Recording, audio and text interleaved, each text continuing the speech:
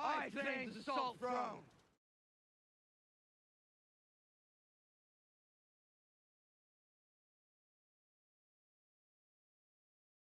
Hello, Magolas, everybody. It's Don Willie back.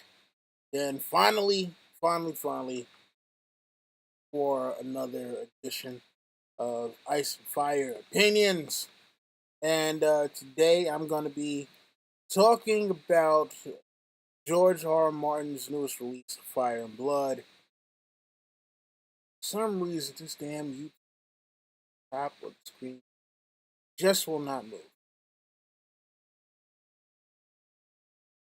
I know it's been forever since I've been here. Shout out to whoever is currently in the chat room, saying 5 people watching, but nobody has commented so far. So let's just go ahead and see here.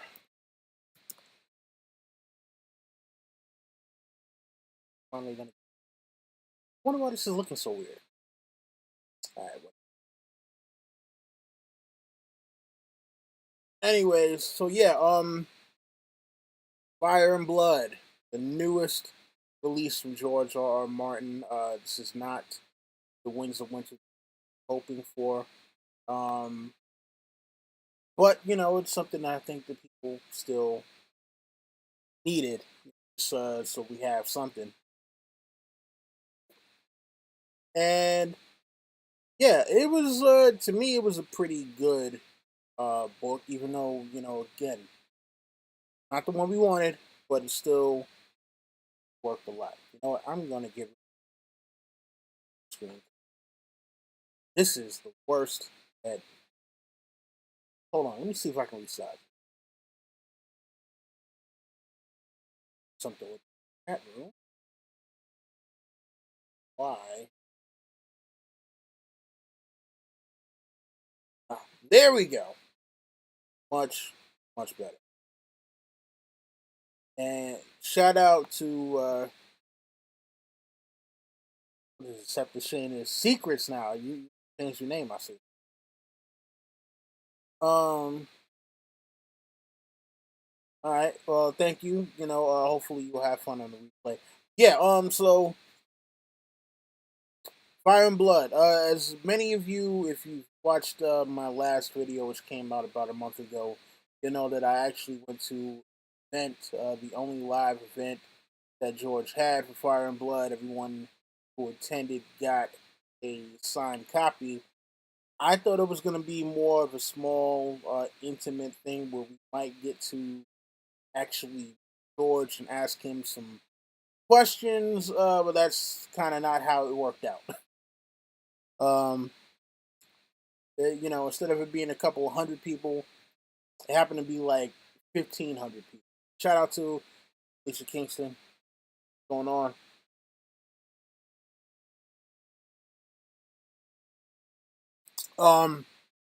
Yeah, and the cool thing about that one too was there were a lot of people from the Song of Ice and Fire community who are known as far as podcasting concerned, the forums, etc., etc. So I actually got to meet up with a few who I wasn't expecting to see at all there.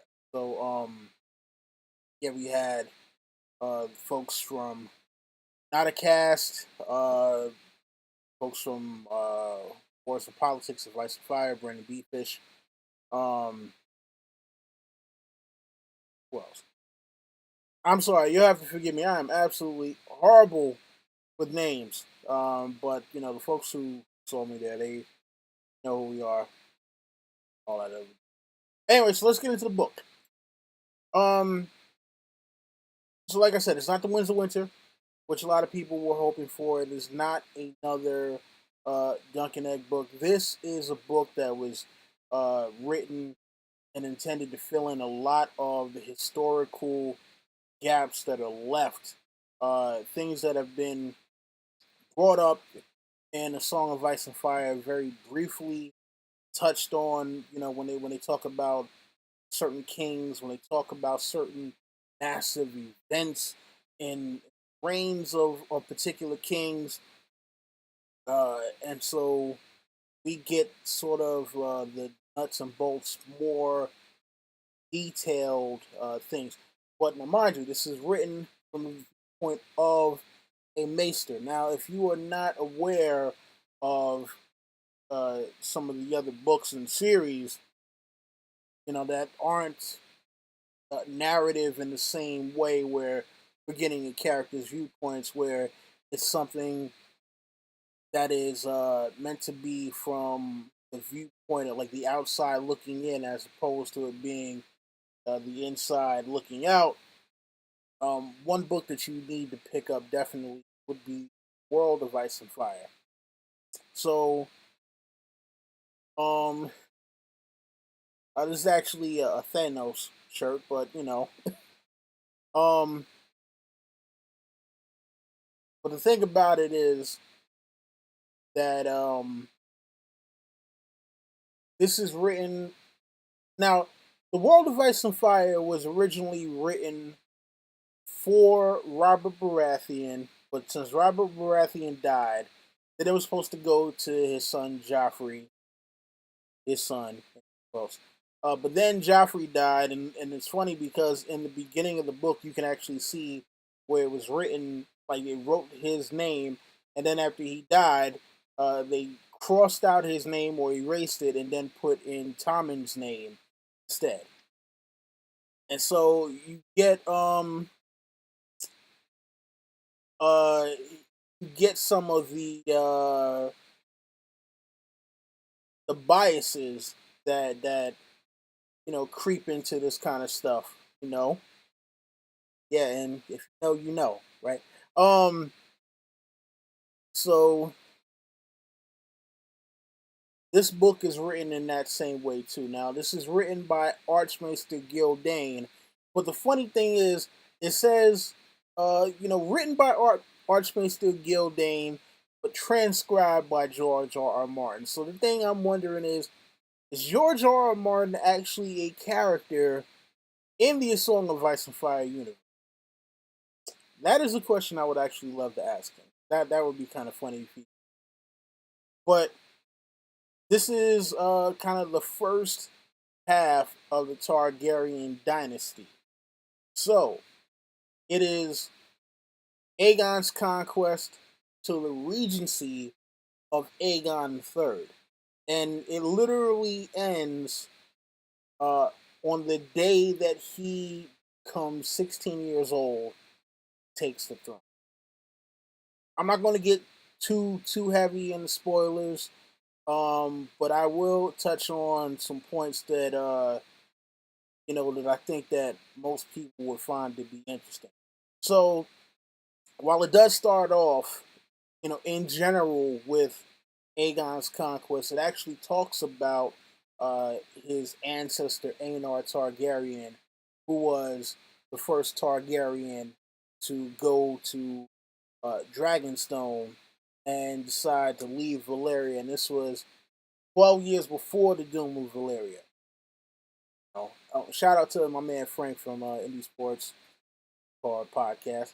Um, so it talks about the flight that he took there, and at first, like the other Valyrian lords, the Dragon Lords, did not, they didn't like this. They were like, "Oh, this guy is a coward." His daughter had a dream about the doom of Valyria, and he sold all of his shit, and moved his family and bounced, off to the West Coast. Not even to the West Coast. He bounced to an island off the West Coast because officially Dragonstone belonged to the Valyrian Empire, even though it's a couple of miles off the coast of Westeros. Like you could see mainland Westeros from Dragonstone. It's right across Blackwater Bay.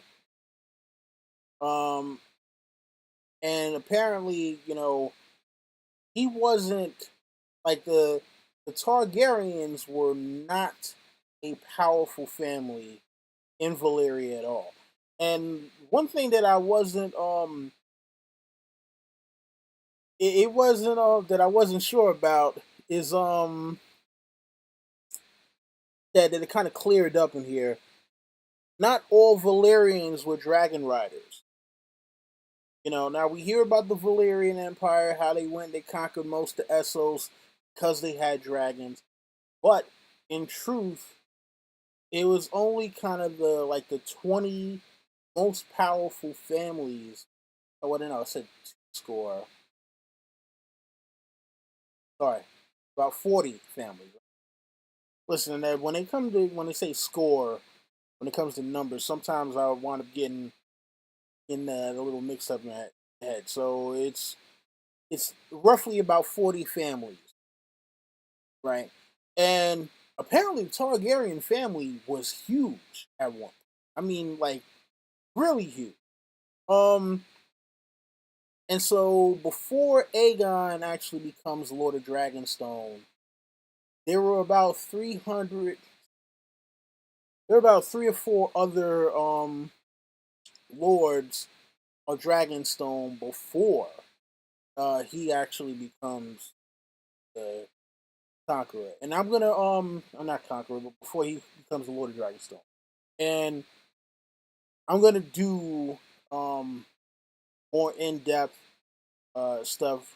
Basically, like I'm gonna do a video for like each king in the dynasty and all of their different stuff and the things that it goes into. Um,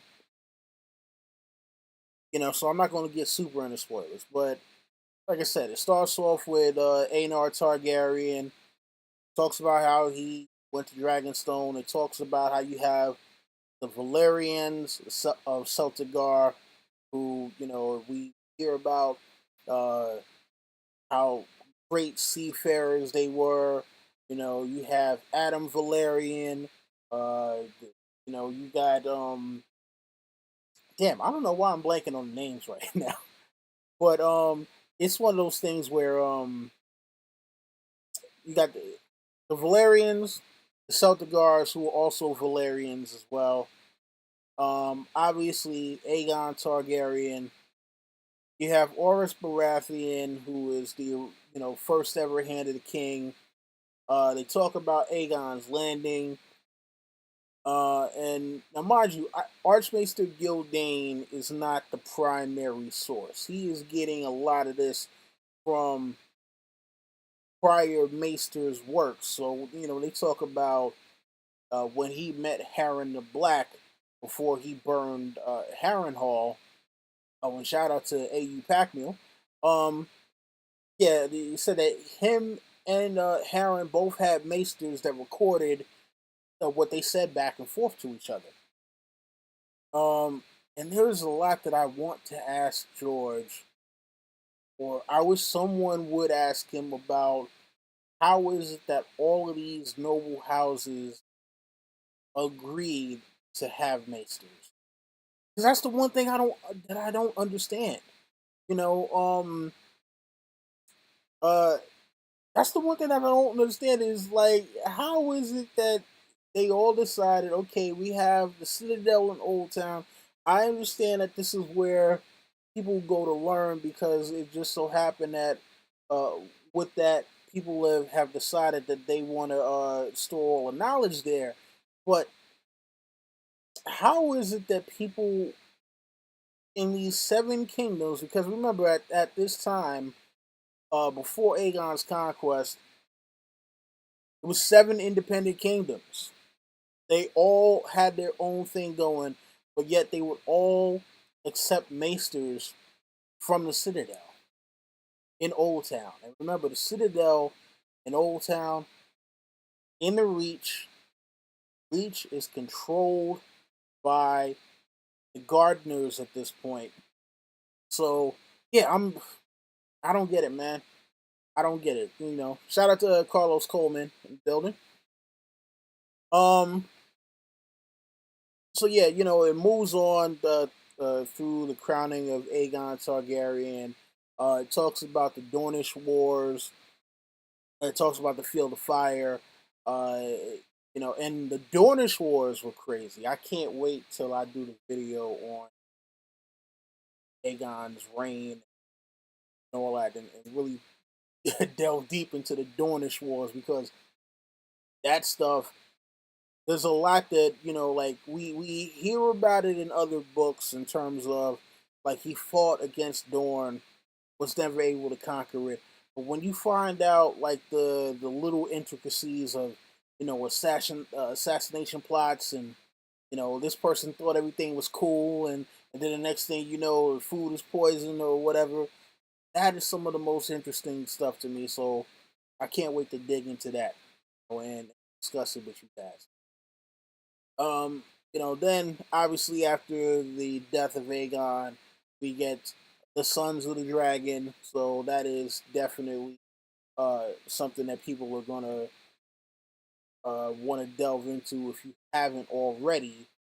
Because that part of the book actually came out in another book earlier called the Book of Swords, and that one goes through Aenys Targaryen's reign, and then after that, Maegor the Cruel's reign.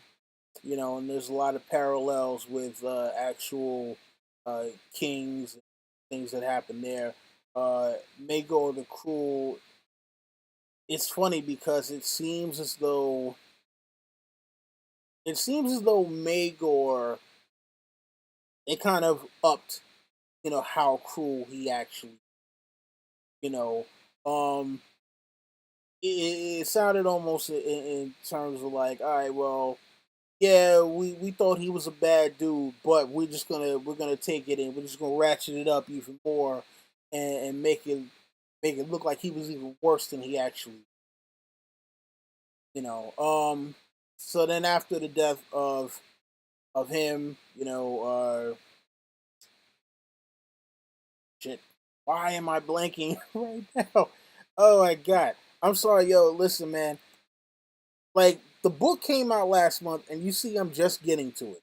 And the reason why I'm just getting to the damn book is because the book is huge. The book is massive. It's not like the world of Ice and Fire where it's broken up by a bunch of different pages. I mean, not pages, but damn, I'm trying to think. It's not broken up by pictures.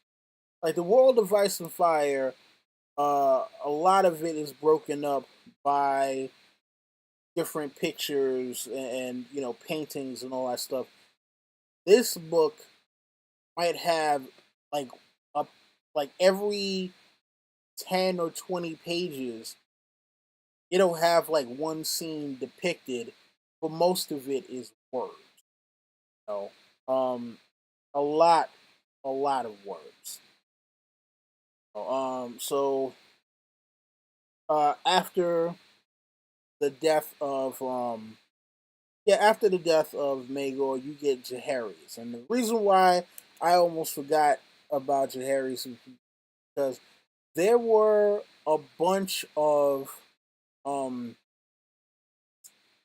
other, not a bunch, but there were a few other siblings in the mix. Like, Jaehaerys wasn't supposed to be the king initially. He wanted to be the king because a bunch of people died.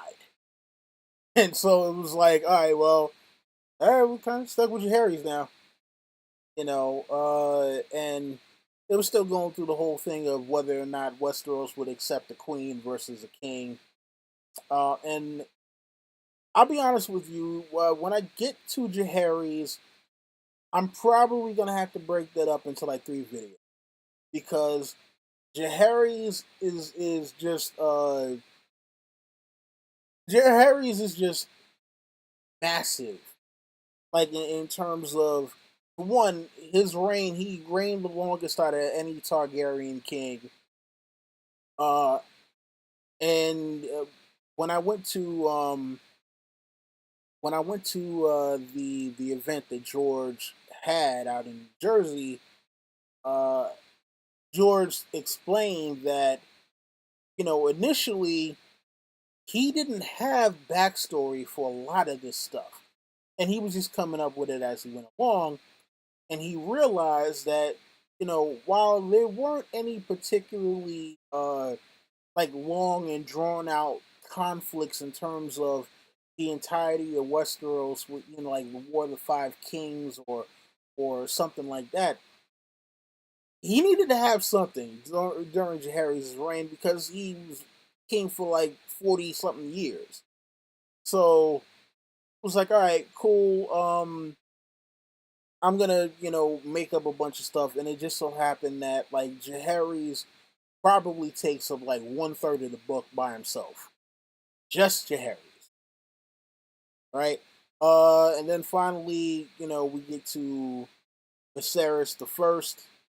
Yeah, so we get Jaehaerys the First, Viserys the First. Then after Viserys the First, we get the Dance of the Dragons.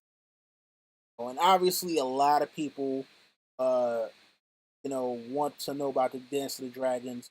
Now, the Dance of the Dragons was something that was already touched on in two novellas that George had done, and that is The Princess and the Queen and The Rogue Prince. Those two novellas pretty much tell the story of the Dance of the Dragon in their entirety, but they also like there's other stuff that is filled in this book too. This minor detail. It's not super uh super expansive beyond things that we already know. There are a couple of extra names that are thrown in there that weren't in it before. And shout out to Cardinal Doomsday. But yeah, it's one of those things where it's like, all right, this is a lot. This is a hell of a lot, and I'm glad that George wrote this. But oh, damn it, man, damn you were really killing us with the amount of literature you put in this book. So after the Dance of the Dragons, we get the reign of Aegon the Second, which was short lived, and then the regency of Aegon the Third. Now, Aegon the Third's regency was absolutely bonkers because for those of you who have heard about the Hour of the Wolf with Cregan Stark, this this is like some of the craziest stuff described in the book, and I can't wait to touch on that in more detail later on. But the way that they are written about, the way that the Northerners are written about, because this book is different from the normal Ice and Fire books in terms of not having as much cultural nuance. This is written from uh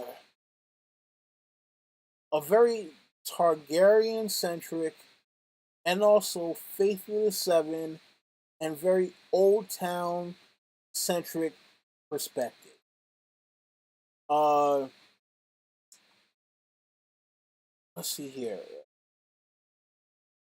Like the Northerners are not looked on with any kind of reverence. And shout out to Living My Rhapsody and also DJ. Um, yeah, the Northerners are not looked on with any kind of reverence in this book. Uh, Shout out to LT Giles who just well, um, the Westerlands not so much. The Iron Islanders, uh, except for the stuff with Harren the Black and Dalton Greyjoy, the Red Kraken, they're pretty much almost absent from this book altogether. They talk a lot about stuff that happens in Stepstones, which is cool. They talk about Daemon Targaryen proclaiming himself as king of the Stepstones, which again, that's something that is touched on the Princess and the Queen, and also Rogue Prince. But here they expanded more. They talk about the formation of the original Kingsguard, um, conflicts with Dorne. There's the formation of the City Watch and how they got the name Gold Cloaks. Uh, the Dance of the Dragons is definitely given prominence, and like I said, it's. I'm trying to think what's the best way to. We get a lot more detail on the stuff that we know. There isn't much new outside information. There isn't much in the way of like, oh, this is something like a major thing that happened that we weren't aware of. Like all of the major events of the Dance of the Dragons have already been touched on. It's just that now we get a closer look into the actual, like, I guess the minutia of it, and just the more detail of, okay, well, this thing happened. Let us show you how and why it. And they're like, oh man, I mean, because again, the big thing about this was the Targaryen dynasty probably shouldn't have succeeded as long as they did. But then, like, when you see the fall of the Targaryen dynasty, it's even more tragic because at one point, the Targaryen household was huge. And I'm not sure if the reason why we don't have more Targaryens is because George just decided he didn't want to complicate things by having cadet branches or anything. But when you look at how many Targaryens there were, now mind you, a lot of Targaryens, a lot of them. Some of them have been married off, but if I'm not mistaken, I think even all the ones who got married off died. And so it's one of those things where you're just kind of like, man, is George just like kind of have a love hate relationship with the Targaryens? It almost seemed like that. I'll be honest with you.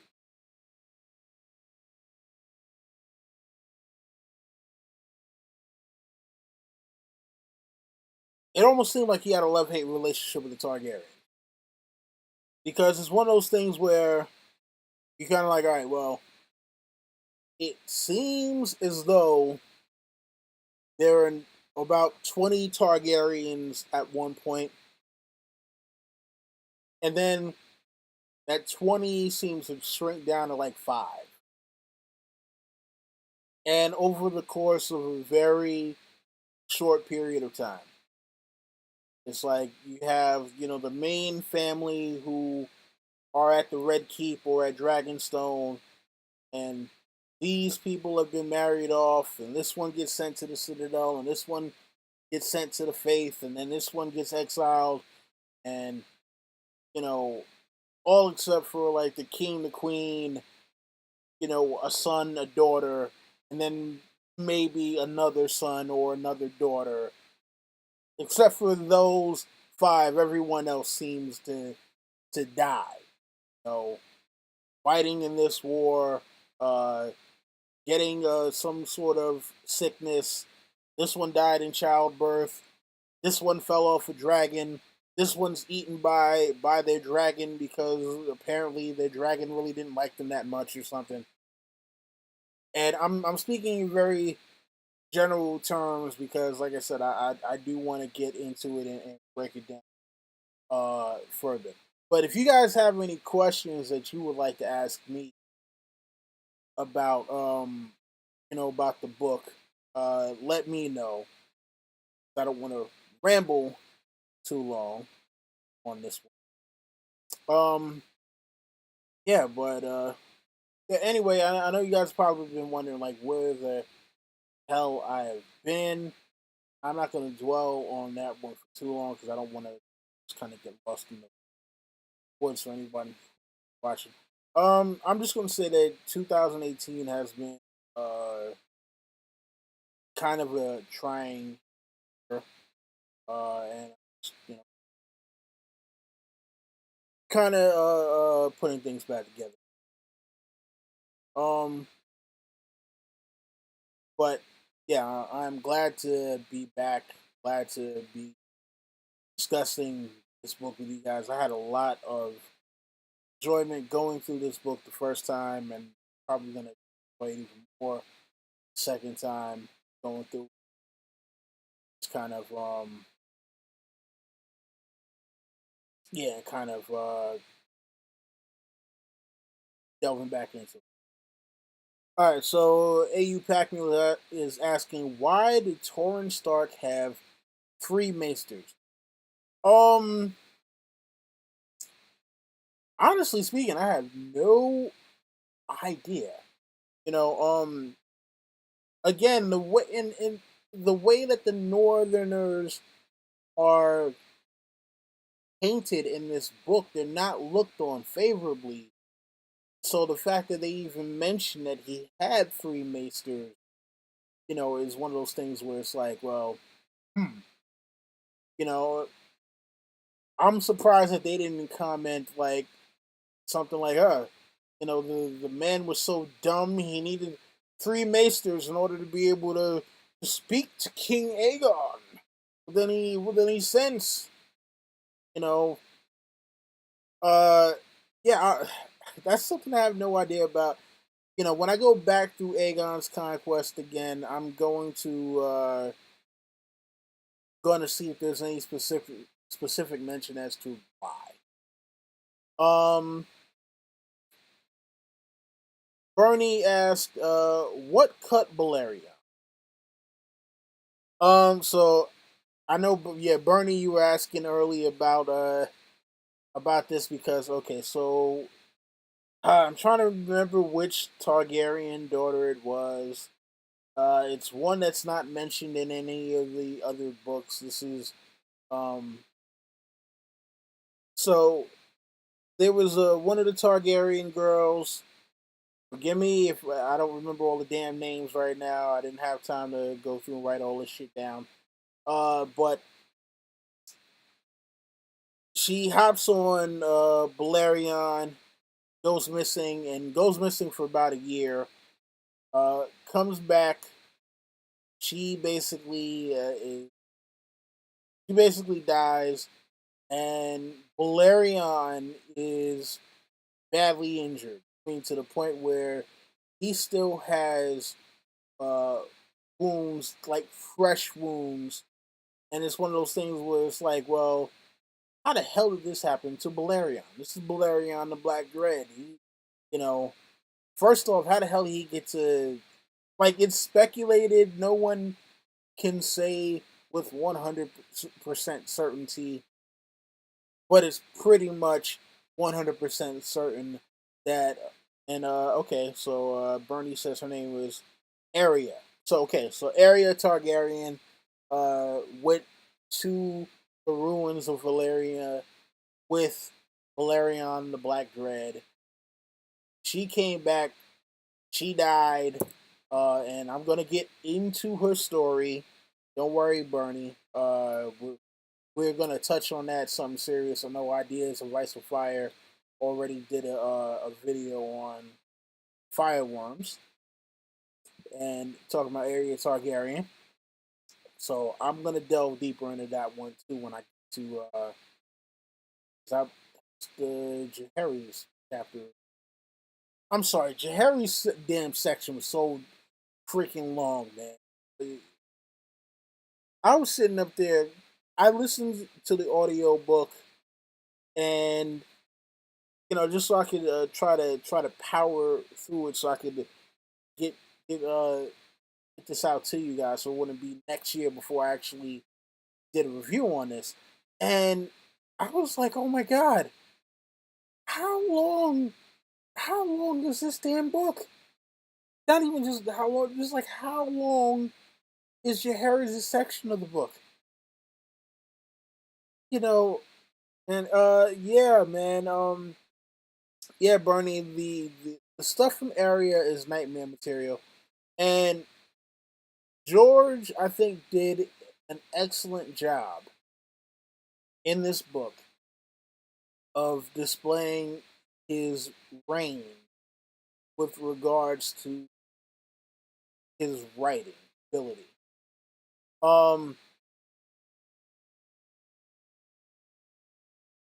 he gave so many different facets of things. We got fantasy, we got horror, we got political intrigue. Um, we got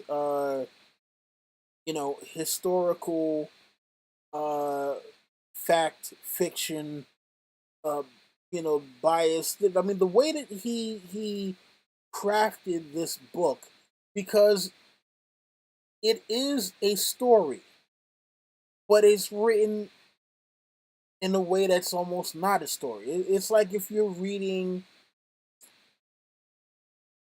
It's like if you're reading a history book that is written by someone today, but that someone has a particular way that they want history to be shown. So it's not that they're, just the facts of the history based on the evidence.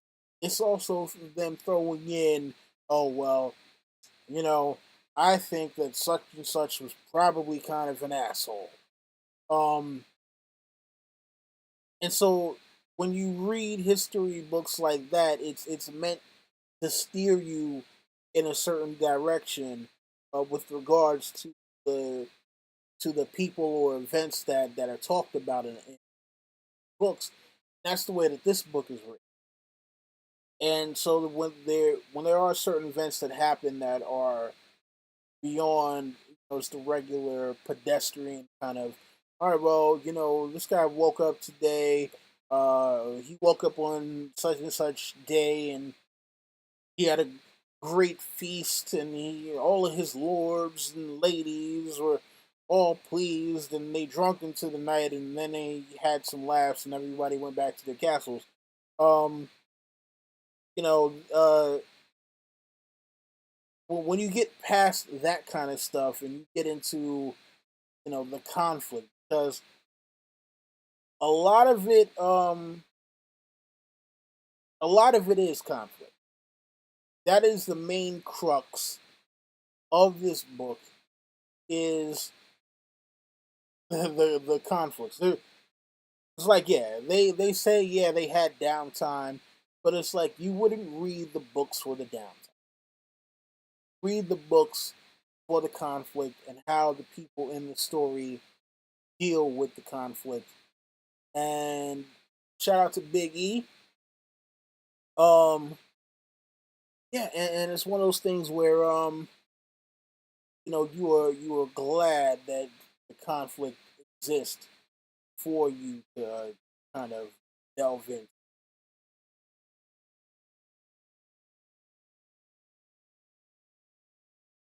Um, so you know what? Real quick, one thing I'd like to do is kind of talk about whether or not um let's see here, whether or not certain kings were cool or not, or what their personalities were. So Aegon the First. Aegon the First. I mean, even though he is very idealized in this book, um, yeah, he is very idealized in the book in terms of, you know, He went, he won this battle, he did this great thing, and then everybody praised him and thought he was so great. When he flew here and he was anointed with the seven oils, and this person loved him, and that person bent the knee, and they all gave their swords and all that. It's like, all right, it's cool, but we don't really get much of him.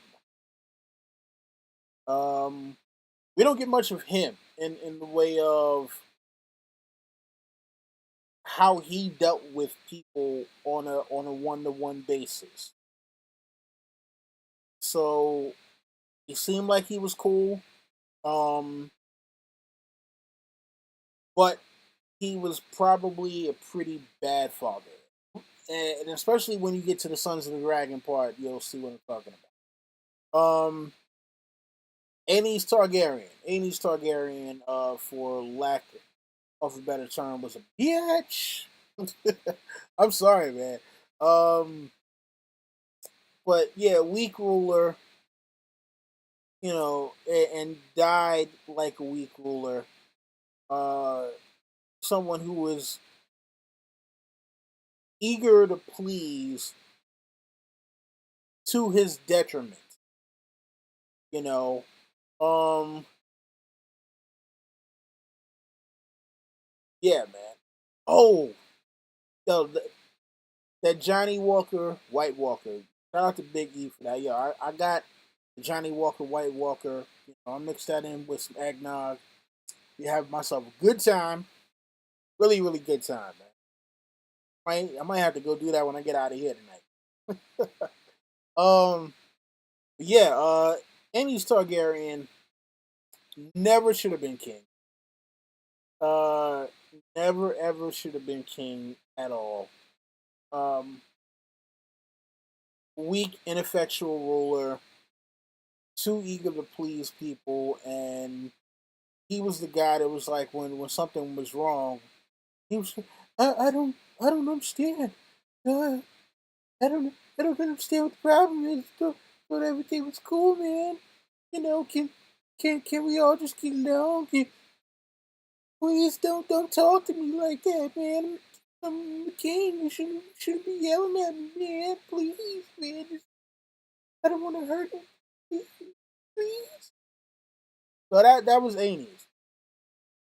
He wound up dying of like stomach cramps or something like that. It was ridiculous. When I get back to that, oh my god, I'm gonna tear Aenys apart, man. Then you got Maegor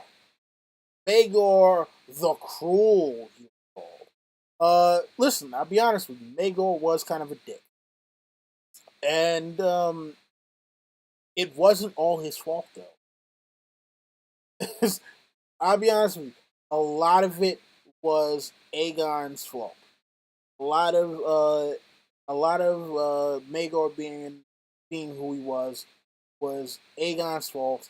For one, he didn't really teach him to rule, and two, because Aegon really didn't love Visenya all that much, he basically was just like, all right, well, listen, you raise him how you want to raise him, and look, as far as we know, Visenya was, you know, kind of an ice queen to a certain extent, and that's how she raised the boy. You know, for all intents and purposes, I'm not Rainey, but Visenya was a single mom. It's like, yeah, for all intents and purposes, Visenya was a single mom. Uh, yeah, but uh, Maegor, Maegor later on earned his reputation because he was the guy that was like, okay, he got slighted, and he was just like, all right, okay, you did this to me. I'm not my brother. I'm not my brother, and I'm gonna show you that I'm not my brother. I'm gonna burn everything down. Now, I'll be honest with you. like over the years, people have told me that I that I can overreact to slights.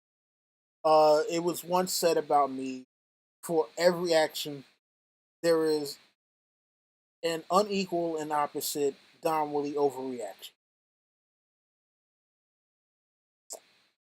and that might be true. That might be true. Um, and maybe that's why I don't consider Maegor to be the worst.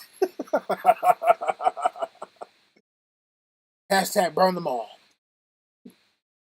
Um, yeah, but after him, we get uh Jaehaerys, the old king. He reigned for very long.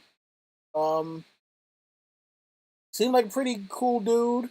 He did as much as he possibly could to make things better. He was the conciliator. He was the guy who built the King's Road. So whenever you hear about the King's Road, think about the Harrys. Um, and then we get his son Viserys the First. Uh, Viserys the First was a little like his grandfather, that being in terms of him wanting people. But he was also a little willful as well. Now, the bad part about him being willful is, had he done what had already been set forth uh, in his father's reign during the Council of 101 with the whole succession thing, there would have been no Dance of the Dragons. Now, I want to go on record saying that the ruling of 101 AC was wrong. To say that automatically, hey, we're only going to have kings in Westeros, and the only way we're going to have a queen is if every single male family member is dead, including bastards, um, was wrong, right? We see throughout real history that queens have been able to do just as good as kings, and depending, in some cases, they have done even better. So the ruling in the Council of 101 AC, which stopped Jaehaerys' daughter from actually becoming queen at that point, and I believe that was Rhaenys who was the king. Yeah, Rhaenys, king, queen who never was. Right, that was wrong. But uh, with that said, by the time Viserys was king in his own right, the ruling had already been established. The lords of Westeros were already kind of on top of this ruling, and let's see, Cardinal. I'm gonna answer that question in a minute. Uh, so Viserys deciding, hey, well, you know what? Rhaenyra is going to be my successor no matter what. Uh, yeah, he was kind of a dick for that. Not in the way of um, trying to usurp his son's crown, but it was like he had to know that not everybody was going to be on board with it. He couldn't have been that naive to think that all the lords in Westeros, especially some of them, had been alive during the Great Council of 101. He had to be a fool to think that there wasn't going to be a civil war over the throne. So for that, I say that Viserys the First was a fucking idiot. Um. Okay, so let's move on to Aegon the Second. Aegon the Second. Um. Aegon the Second. I'd like to say he was a dick, but look, he was spoiled brat. You know. And people came and put the bug in his ear and said, "Hey, you're supposed to be king. You know, it's by law. You know, your pops was just trying to be a douchebag about all this. You're supposed to be king." And he kind of took the ball and ran with it. So it's not all it's not all his fault, but you know he could have stepped down and said, "Hey, you know what? My sister's older. Let her be."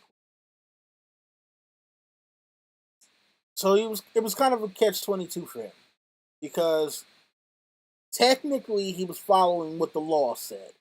The law that had already been agreed upon by all the lords of Westeros.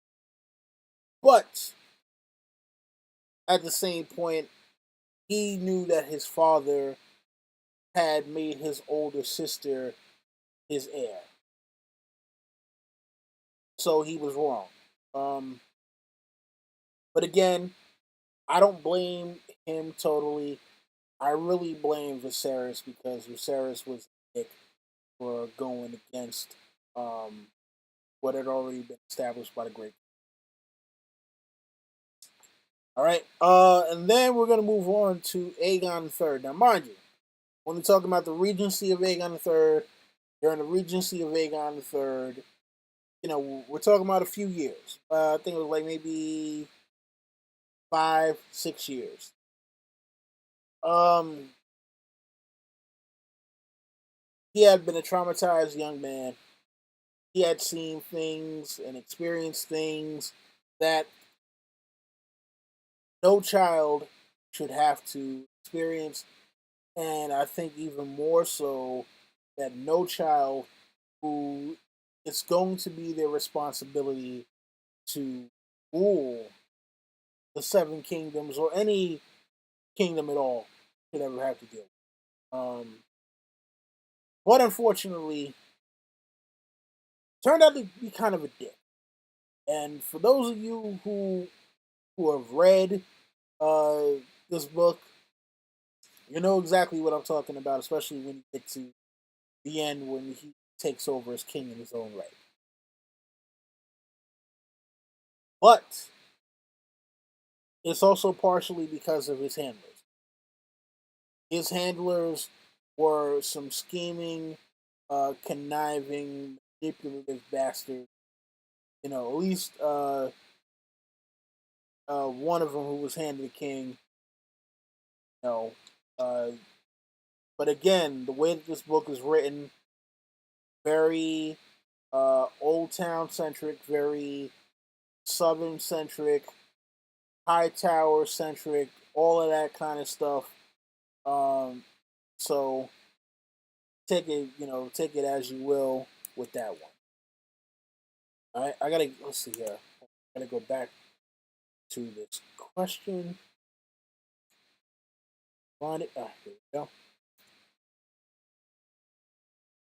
Where's that question? All right, Cardinal Doomsday. Who's worse than Maegor? Ares the second or Aegon fourth?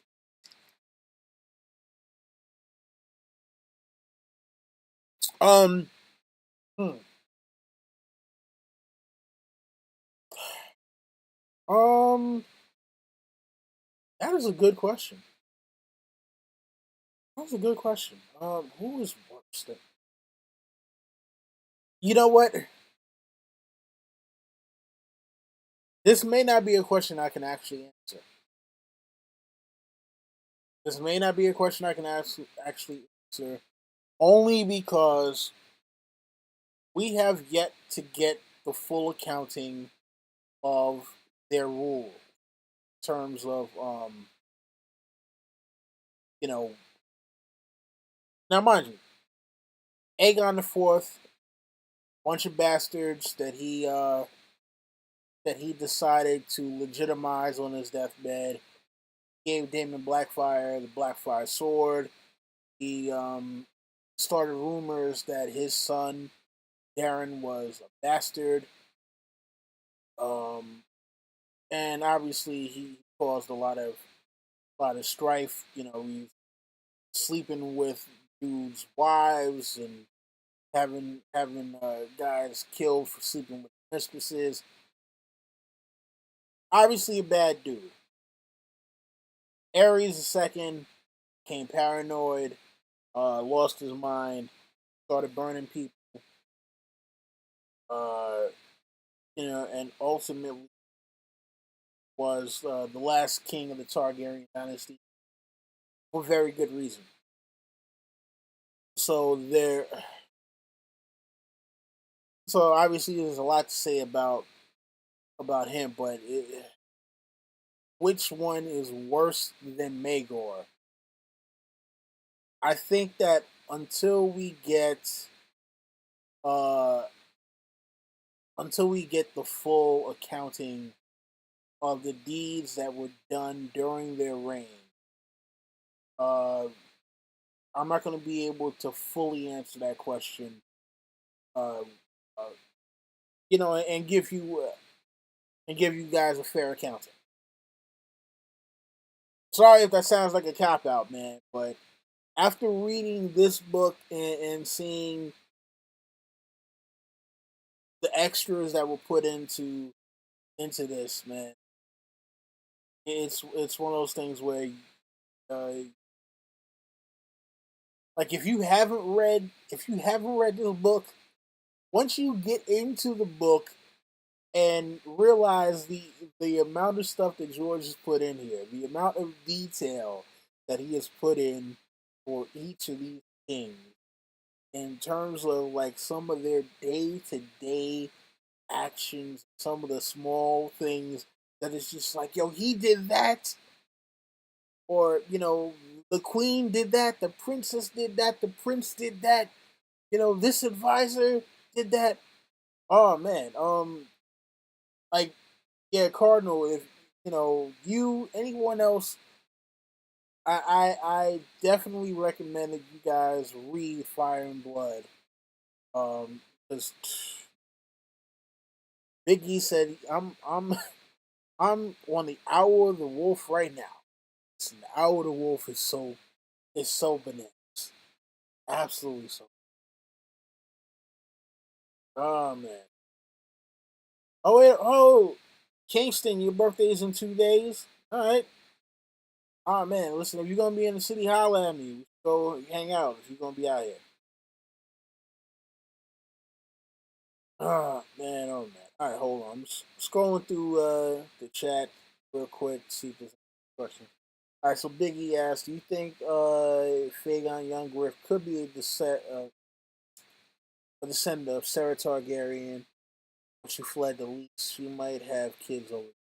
I mean, what's the funny thing, because it's said, right, and I'm not sure where people necessarily got this from, right?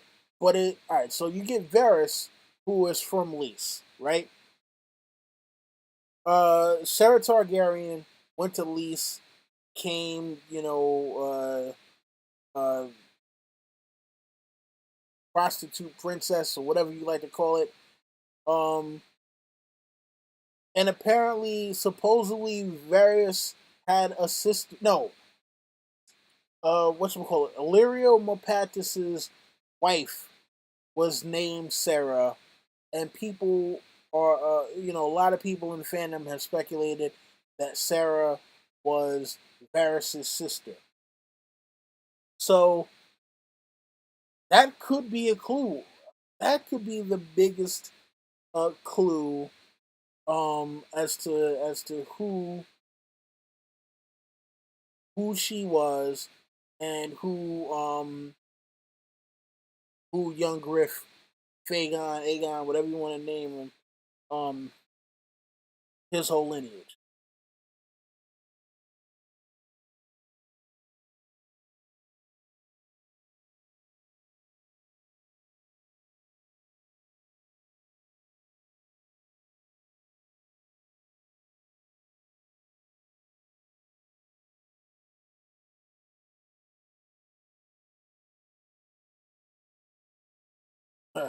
Mushroom.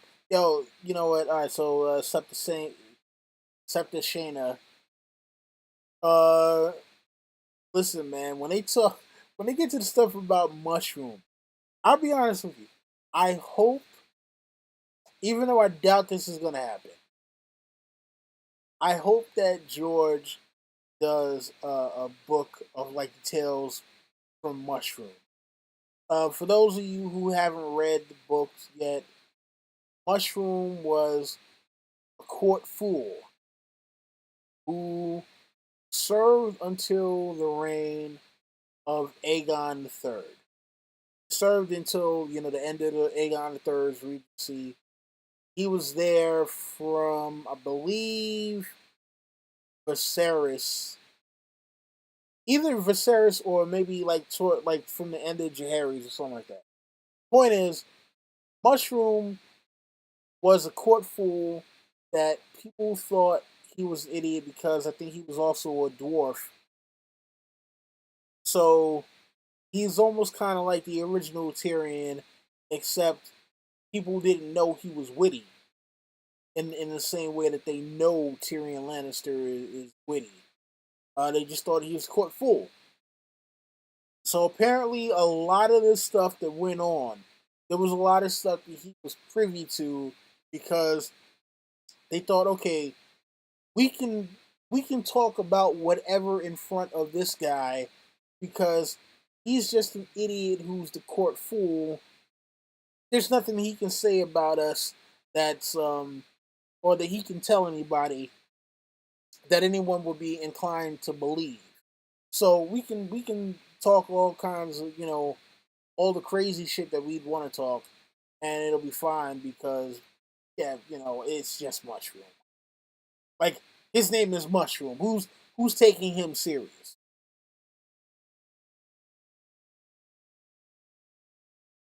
So that's the thing with Mushroom that absolutely hilarious. Um, when Archmaester Gildane talks about stuff in like the two different sources, it's Mushroom, and then I forget who the other person is, like a it's a Septon Barth. I don't know. It's a Septon, but the point is, he's going back and forth between the two sources. Mushroom is always to do with the more kind of salacious details. It's like, oh well, yeah. In Septon Barth's accounts, this person was pious and they would never harm a fly. And in Mushroom's account, this person was drunk and always at the brothel and two and three women a night. And sometimes he even invited Mushroom to watch. So that was the crazy thing. That was, yeah, I would love to have just like the Tales of Mushroom. That would, oh man, that would be absolutely.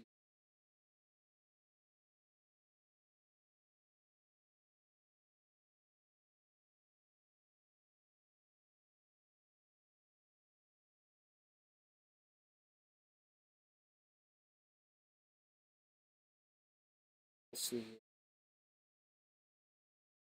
Have we talked about the narrator? Um, I mean, now, AU, when you say have I talked about the narrator, you talk about the person who narrated the book, or are you talking about like you talking about the person who narrated the audiobook, or are you talking about the person who like about damn it, what is his name? Archmason Gildane. And yeah, man, Jaehaerys, Stinger Beesbury. That was an interesting one. I can't wait to get in that. Like I said, man, Jaehaerys, I'm gonna have to break up into like maybe 3 videos, maybe. Um, so AU, if you talk about the narrator of the book, the narrator I think did a good job. I mean, listen, there is not gonna be any better than Roy the Tree, you know, or at least I don't know. You know what? Let me not say that. I think Roy the Tree is doing all the different voices for the books was great, and I don't think you're gonna get anyone better for that. I think the gentleman who did the narration for this book, um, I think he did a great job. I think he had a great voice for it. I mean, I've heard some horrible narrators. Guy who did the original Dunk and Egg narration. He also did the narration for this other book uh, uh, called Think and Grow Rich. And oh my god, it makes me want to chop off my ears, plug the holes with cement. Um, so I'm glad they got the guy that's doing the narration for the books as opposed to him. Uh, it's like, look, I know what I'm good at. I would not be good at narrating a book. Um, Not everyone has the voice for it. Not everyone should do it, even if you are good at reading. Just no, no, no, no. Some people should not be narrators. I, for one of those people who can recognize I anyone who would say, "Hey, I would like you to narrate my book." I would have to say to them, "You do not want your audiobook to sell, then do you?" So, uh, you know. Shout out to my brother JD, man. What's going on? Oh, let's see here. All right, all right, all right. Listen, like I said, I'll be the first one to say, "Oh, hey, Cat, I didn't even see Cat. I've been so busy rambling on here."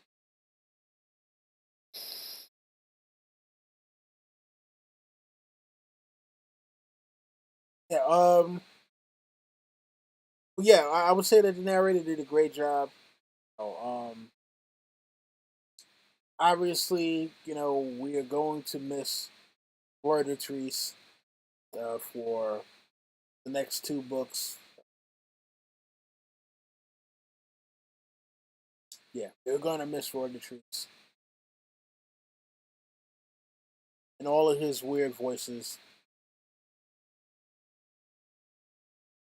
I wonder who they're gonna get to place him. Maybe they'll get Ian Glenn. I don't see. And the thing about it is, I don't know if Ian Glenn um, can do as many voices because Ian Glenn actually did uh,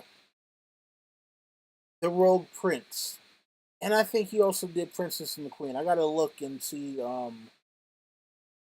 You know, I gotta look and see if that one. Ian Glenn when he did the Rogue Prince. Listen, that man.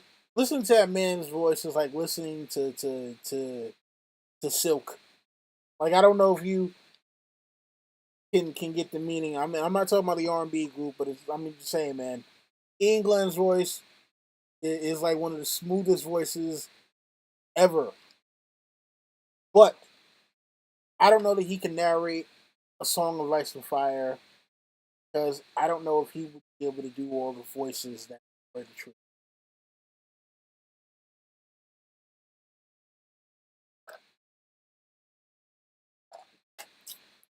Okay, AU was saying that he also did Princess and the Queen as well. It's been a while since I've listened to those 2 books. So that's why I wasn't sure about those.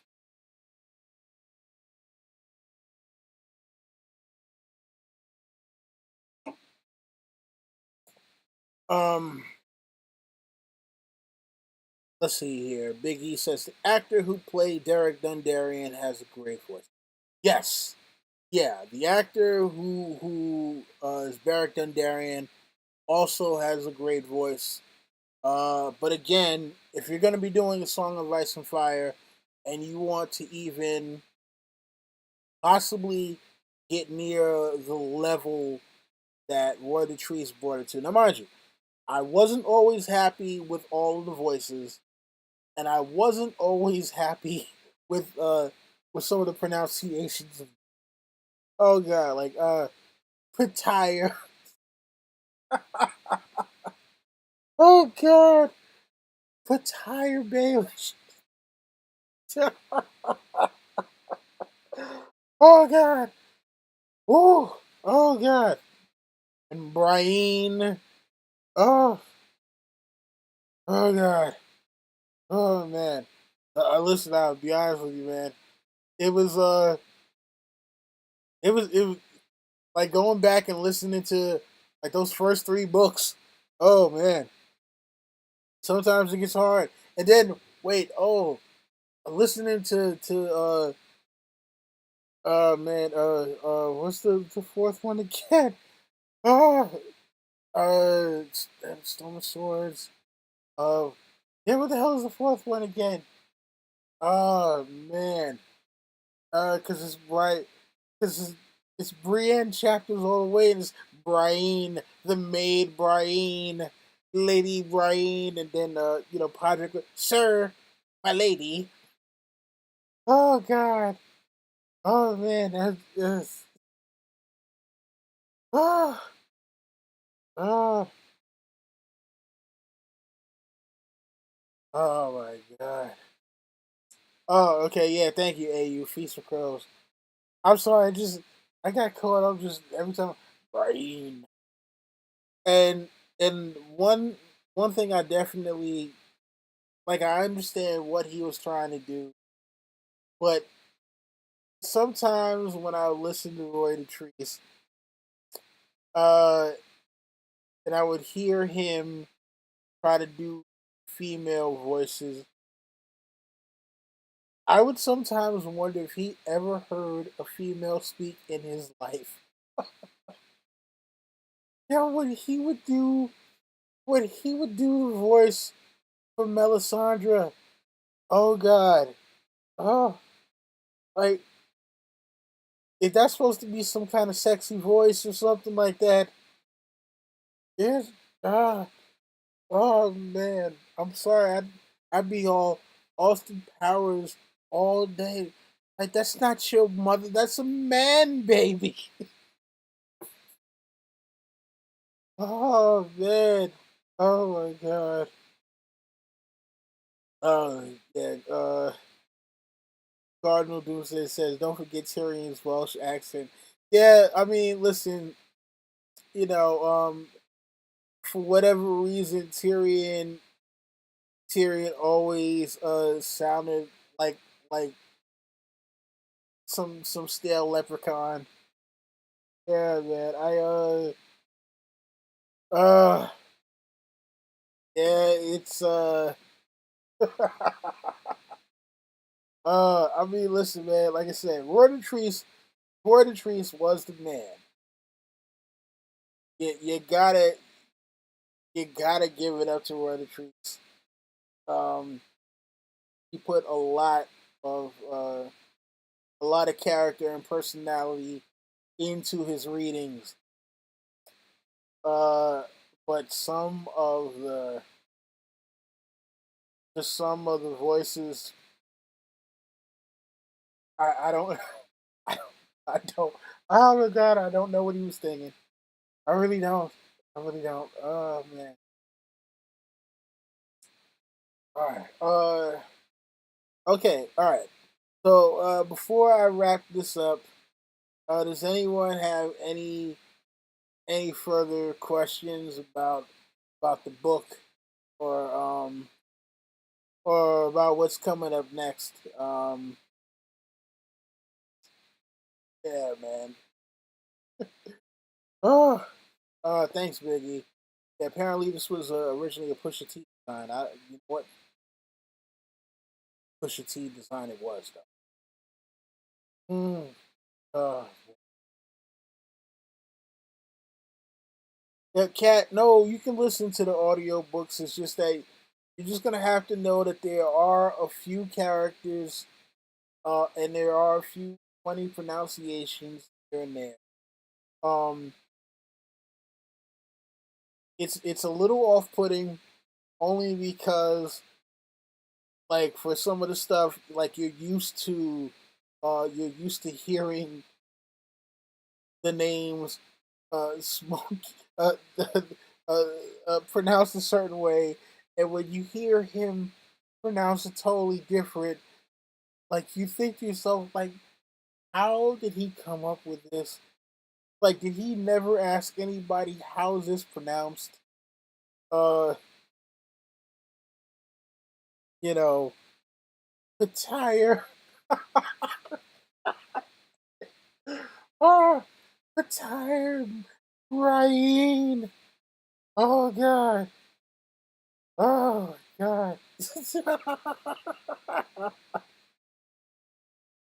Oh man. Oh man. All right. All right. I'll try to chill. Woo. Oh man. All right. So Stefan. See, now I remember the name. So Stefan. From Septuagint's Secrets. Who did I side with? The blacks or the greens? Oh man. Look. I'll be honest with you. I sided with the greens as a law-abiding citizen. I I I sided with the Green. And again, this is not because I didn't feel like Rhaenyra deserved to be queen. But again, if we're going by um what had already been set down as law in precedent, then I'm siding with the Greens on the account of the law. Nothing more. Just by the law that had already been set down by the Council of 101 I believe that the Council of 101 AC was wrong in their decision. Um, but as we often learn, even in real life, just because something is law doesn't mean that it's right. So, again, in principle, if you want to talk about what I would side, who I would side with in principle, then I would side with the blacks because Rhaenyra deserved to be the queen. She was the eldest. But if I'm going by, trying to go by what the law was, then by law, I'd have to side with the green. That's where I'm at with it. I sided with the Greens on that one, and I don't blame Rhaenyra. I don't blame Aegon. I blame Viserys. I blame Viserys on that.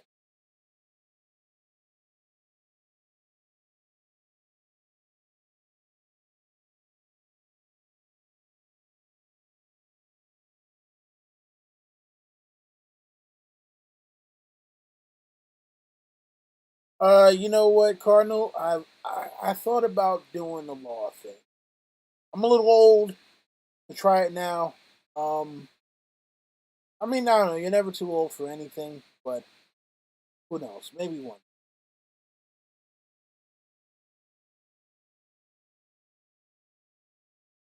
All right. So look, I'm gonna wrap this one up, folks.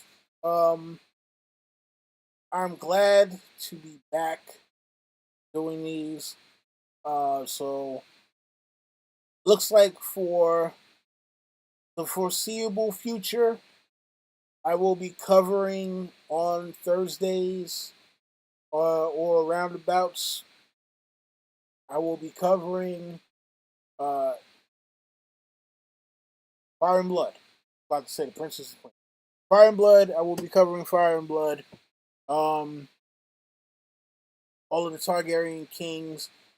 Like I said, some of them I might have to break into uh, smaller videos. Um, Jaehaerys is definitely going to be more than one video, but we'll see what happens. All right. So again, thank you to everybody who has watched me, been in the chat with me tonight. I appreciate you guys sticking with me for my very long and yeah, just through this kind of long hiatus. Um, and again, my apologies for being away for so long. I never meant to be gone this long, but I'm back. All right. So weekly, we will be discussing Fire and Blood, and I'm gonna try to pull out like little smaller tidbit videos on maybe certain events that happened in Fire and Blood, and other stuff surrounding the Song of Ice and Fire. Um, yeah, and of course, look out for Hype's Watch. We should be doing another reread. Hopefully soon. I don't know, man. We might wind up taking some time off from doing rereads. Not 100% sure. I gotta talk to the rest of them about that. But yeah, again for the 50 millionth time, because I can't say thank you guys enough for all your support through the years that I've been doing. Right, and Pete, easy, Pete, how do you come in like right when I'm about to get off? All right, listen, happy birthday to Kat. Happy birthday to Alicia Kingston. Um, Merry Christmas to all of you out there. All of you who celebrate. If you celebrate some other holiday, happy holiday. You, I will see you next Thursday, most likely, or maybe sooner. We'll see what happens. All right. Anyway, you guys already know the deal. Rate, comment, subscribe, share, tell your friends, come back for more. Make sure to follow me on Twitter. Spread the salt for everybody. That has been my time. This is Don Willie saying, Valador Harris, and I will see you next time.